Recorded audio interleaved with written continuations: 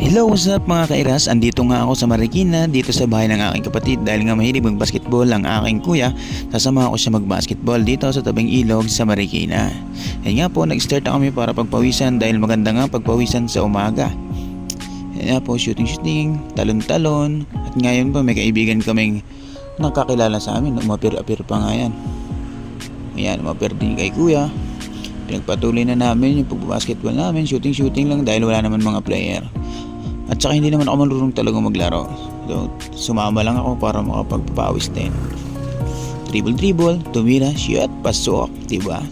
Kahit hindi marunong, basta marunong tumira at marunong pumasok, suwak talaga naman.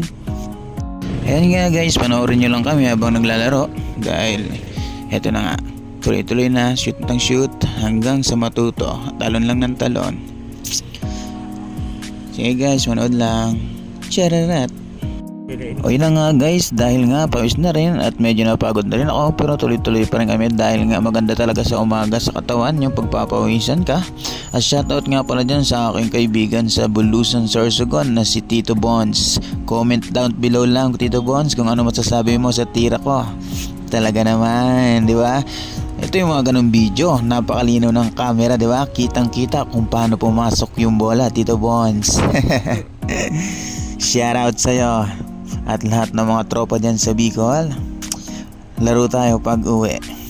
Bye bye, I love you guys.